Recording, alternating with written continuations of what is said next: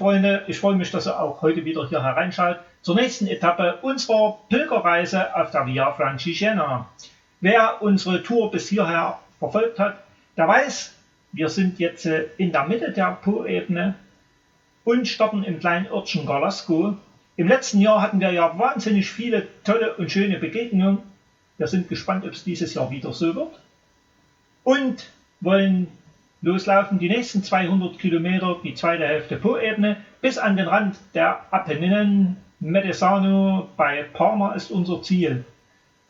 Und nun genug der Vorrede, lasst uns einfach zusammen losgehen und euch wünsche ich viel Spaß beim Anschauen.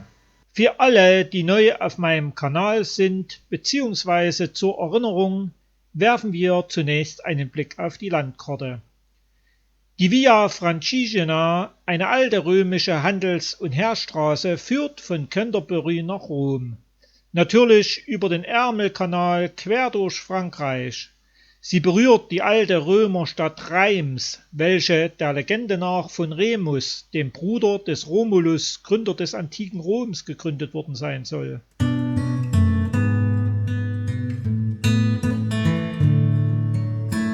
Am Genfer See erreicht unsere Route die Schweiz und führt weiter durchs Rhonetal hoch auf den großen St. Bernhard-Pass, um dort Italien zu erreichen. Anschließend geht es hinunter ins altehrwürdige Aosta und durch das gleichnamige Tal in die von vielen so gefürchtete Po-Ebene. Diese streckt sich auf etwa 300 Kilometer durch wirkliches Kulturland, vorbei an vielen altehrwürdigen Ortschaften und Kulturgütern, bis sie den Rand der Apenninen erreicht. Das ist ein wundervolles Gebirge, und für die Mühen der Kraxelei wird man belohnt, nämlich mit der toskanischen Riviera am Mittelmeer. Der Name sagt es ja. Als nächstes folgt die Toskana mit den alten Städten Lucca, Siena und vielen anderen. Schließlich wartet als letzte römische Provinz auf unserer Pilgerroute das Latium mit Rom als Ziel. Doch noch ist Rom weit. Wir hatten nämlich 2016 beschlossen, wir versuchen uns zumindest einmal an diesem langen und weiten Weg. Als Startpunkt wählten wir für unseren ersten Versuch Lausanne am Genfer See. Folgten wie erwähnt dem See, dem Rhonetal, um auch endlich das begehrte Ziel, den großen St. Bernhard-Pass, zu erklimmen. Von dort nach Aosta war es nur noch Genuss. Auf den Geschmack gekommen folgte dann 2017 der zweite Abschnitt. Von Aosta ins besagte Garlasco, und es war einfach genial, was wir dort erleben durften, welchen tollen Menschen wir begegneten. Wer den letzten Film gesehen hat, der wird sich sicherlich noch an die kleine Bar in Garlasco erinnern, wo Kellnerin und Besitzer nach Küchenschluss ihre Küche geplündert haben, nur damit wir noch etwas zu essen bekommen konnten. Wir wollten sie unbedingt wieder besuchen und Hallo sagen. Nur leider machte uns die Zeit einen Strich durch die Rechnung. Doch halt, so weit sind wir noch gar nicht. Denn wir befinden uns jetzt im Jahr 2018 und von Corona weiß zum Glück noch kein Mensch etwas. Machen wir uns also auf zur nächsten neuen großen Reise. Umweltbewusst wie wir nun einmal sind, reisen wir mit der Bahn über Leipzig, München und von dort mit dem Nachtschnellzug der Österreicher in die italienische Lombardei nach Mailand und von dort schließlich zu unserem diesjährigen Start Garlasco. Bedingt durch die späte Ankunft des Zuges in Garlasco war es zeitlich nicht zu schaffen, diese Bar am anderen Ende der Stadt zu besuchen. Wir müssen ihn leider schweren Herzens streichen. Gehen wir also die wenigen Kilometer aus der Stadt heraus zum ersten Highlight, der Wallfahrtskirche Madonna della Pozzola. Und schon könnte ich jede Menge Interessantes über die Geschichte dieser Kirche erzählen.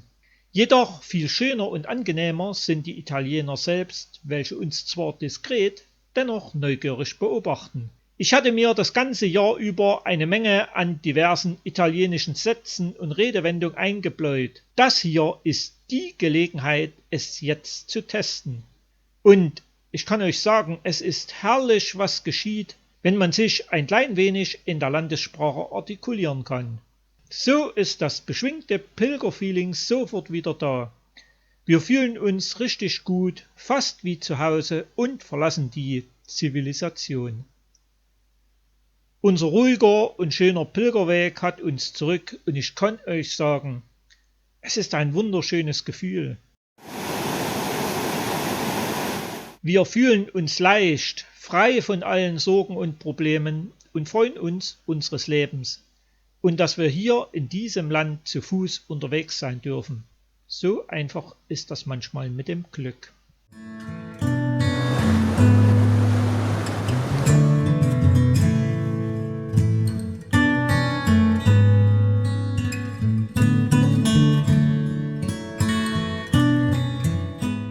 Gleich auf unserer Einstiegsetappe heute ist es zwar schon wieder ganz schön warm, jedoch angenehm und entspannt durch die vielen Gewässer. Und so erreichen wir schließlich Gropello Cairoli. Und für alle Pilger, welche künftig in diesem kleinen Örtchen übernachten wollen, ich kann euch die Pension Comelli von Signore Maurizio wärmstens ans Herz legen, denn uns bleibt glatt die Spucke weg.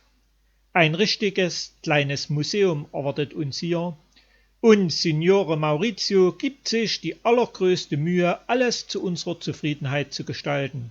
Auch wenn ich mich wiederhole, es ist wunderbar, wieder hier in diesem tollen Land bei diesen gastfreundlichen Menschen sein zu dürfen. Wir schlendern, schauen uns noch ein wenig das kleine Städtchen an und finden erneut eine Pizzeria mit hilfsbereiten, zuvorkommenden und freundlichen Personal für unser Abendessen. Auch eine Frage von Vertrauen. Wir sind früh allein in Wohnung und Haus und sollen nach dem Frühstück einfach die Tür hinter uns zuknallen. Wir lassen es uns in Ruhe schmecken und los geht's. Kurz hinter Gropello die nächste Begegnung. Er liegt oben auf einem Sack Altkleider und schaut uns ganz traurig an. Und wir nehmen ihn mit. Unsere Frage, ob er vielleicht Giordano heißen könnte, verneint er nicht. Also ist fortan Giordano unsere Nummer 4 im Bunde. Auch wenn es leider ein wenig schwer zu erkennen ist, das sind wirklich alles Störche.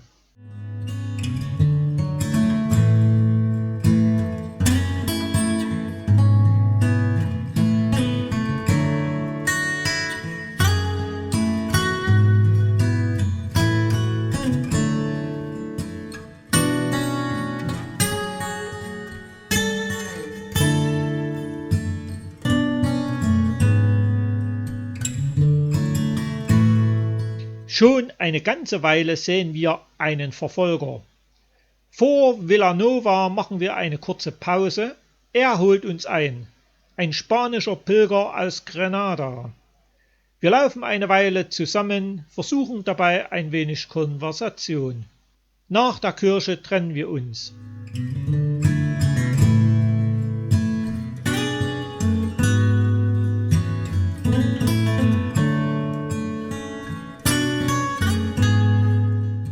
Und weil der Tag so schön ist, beschließen wir kehren ein.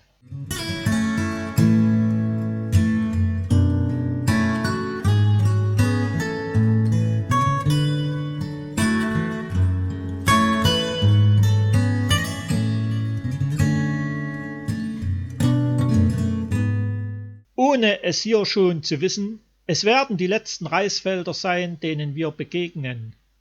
Nach Pavia wird sich die Landschaft sehr verändern. Doch zunächst erreichen wir einen Nebenarm des Ticino und sind entzückt. Einfach schön. Und erst der Hauptfluss überwältigend. Wir genießen Panorama und Schauspiel dieses wunderschönen Flusses.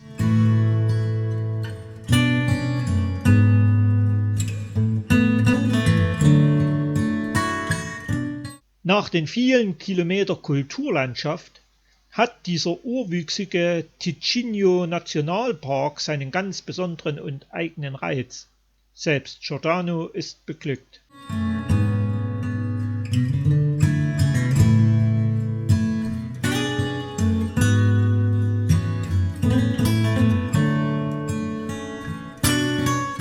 Dann die nächste Osteria. Da kann man ja gar nicht vorübergehen.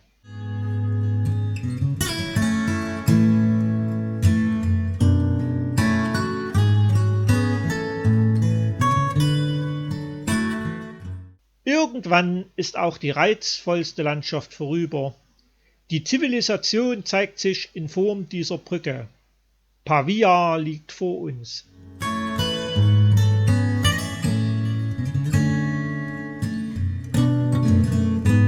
Diese tolle Brücke, die Ponte Coberto, wurde im Krieg vollständig zerstört und 1951 neu errichtet.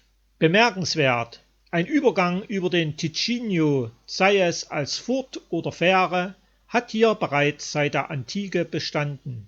Pavia, über diese Stadt reden geht hier eigentlich gar nicht. Ein geschichtlich beeindruckendes Pflaster. Viele hunderte von Jahren war sie nach dem Zerfall Westroms Hauptstadt der Langobarden. Die Universität, immerhin eine der ältesten Europas, blickt inzwischen auf stolze 657 Jahre zurück. Die Unmenge an alten Gebäuden und schönen Kirchen, eine schöner als die andere. Und dann die erste böse Überraschung in Italien. Die Jugendherberge schmeißt uns glatt heraus. Sie hat vergessen, unsere Bestellung aufzuschreiben. Meine italienische Tante versucht per Telefon als Dolmetscher zu vermitteln, es hilft alles nichts. In der Stadt ist ein Studentenfestival und kein freies Bett aufzutreiben. Wir werden einfach vor die Tür gesetzt. Glück im Unglück. Per Internet finden wir 25 Kilometer außerhalb noch 2 Betten. Die Taxipreise sind mehr als human. Also auch heute, Ende gut, alles gut, ausgeschlafen. Fein. Nur, wo sind wir denn hier überhaupt? Der Ort nennt sich San Genesio et Uniti und das Hotel macht einen sehr guten Eindruck.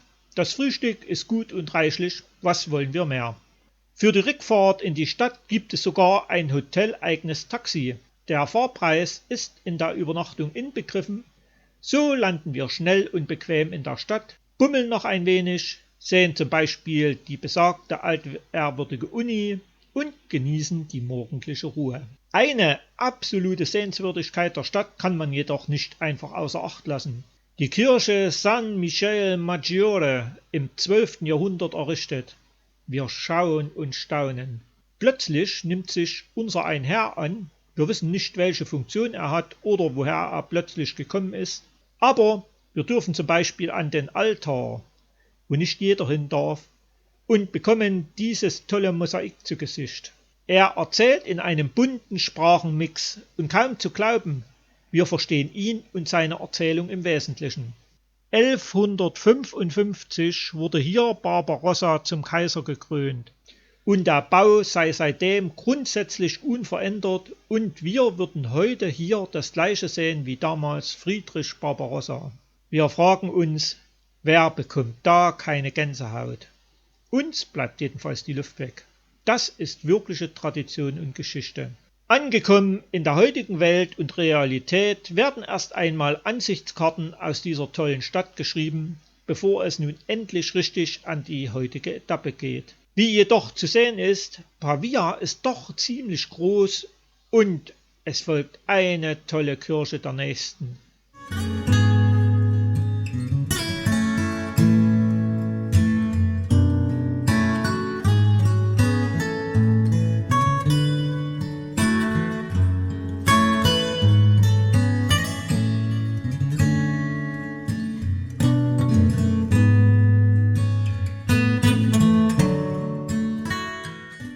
Irgendwann erreichen wir dann doch den Stadtrand, machen noch Smalltalk mit einer netten Omi und komisch, plötzlich liegt wieder ein neues Kapitel vor uns. So langsam und auch so schnell bewegen sich doch die Dinge. Auch das lehrt uns diese Pilgerreise, das Leben als einzige große Reise. In dieser Vorortsiedlung gibt es dann tatsächlich mal etwas ganz Neues, nämlich eine komplett neu gebaute Kirche. Und langsam wird es, ich vermute, ihr wisst jetzt alle, was kommt, nämlich heiß. Im Gegensatz zum zurückgelegten Weg bis Pavia sind ab hier Schatten Mangelware und nur noch die letzten kühlen Gewässer zu finden. Die Wege nichts als Asphalt und die Sonne beginnt zu prasseln. Um der Sache einmal vorzugreifen, von jetzt ab haben wir fast jeden Tag um die 30, 35 Grad. Ein Trost, wir laufen jetzt wieder deutlich näher an den Bergen entlang. Auch Landschaft, Vegetation und Landwirtschaft ändert sich ganz deutlich hinter Pavia. Ich hatte es ja schon angedeutet. Wir sehen den letzten Reis. Plötzlich tauchen Kühe auf den Feldern auf. Im Norden der Poebene praktisch nicht vorhanden. Klar, wenn man durstig ist, sollte man natürlich dankbar sein, Wasser zu haben. Wenn dieses jedoch im Rucksack fast kocht, dann wünscht man sich selbstverständlich umgehend etwas Kühles.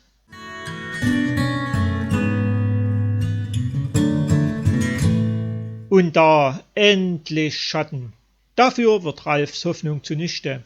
Diese Gaststätte und damit die Hoffnung auf ein kühles Getränk gibt es nicht mehr. Dafür eine sehr schöne alte Kirche, nur, wie die Gaststätte, geschlossen. Schließlich erreichen wir den Stadtrand von Belligioioso. Die Stadt kennt ihr doch alle, oder? Und natürlich auch seine Kaffeerösterei am Ortsanfang. Dazu gibt es noch ein sehr schönes und angenehmes Hotel. Die Wirtsleute sind wieder überaus freundlich und erfüllen uns alle Wünsche. Schließlich wollen wir kurz in den Ort, um die Ansichtskarten wegzubringen und unseren Stempel für den Pilgerpass zu holen und sind überrascht. Wie überall auch hier nette, hilfsbereite Menschen. Aber beeindruckend, was dieser kleine, uns unbekannte Ort an Bauten bereithält.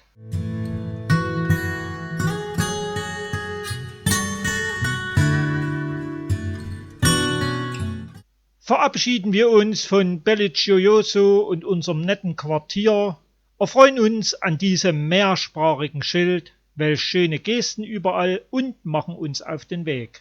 Wir müssen nicht weit laufen, um Torre de' Negri zu erreichen und uns bleibt die Luft weg. Diese große und wunderbare italienische Kulturnation kann es also auch. Was? Na, richtigen Kitsch produzieren. Sprachlos setzen wir unseren Weg fort und ihr, liebe Zuschauer, denkt bitte jeder seins bei diesem Highlight der modernen Hochkultur. Eine Sandgrube, etwas ganz Neues hier in der Poebene. Und schön zu sehen, die Berge der Apenninen grüßen uns langsam aus der Ferne.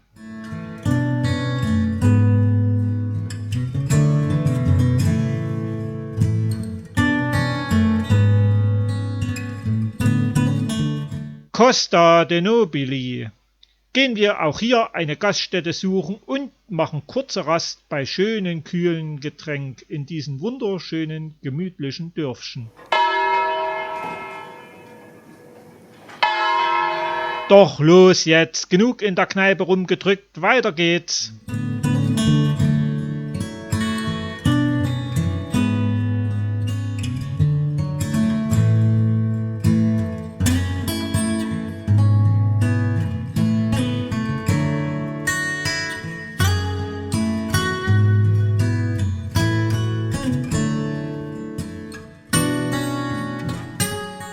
In Santa Cristina wartet erneut eine wunderschöne Kirche auf uns und der Schatten tut gut.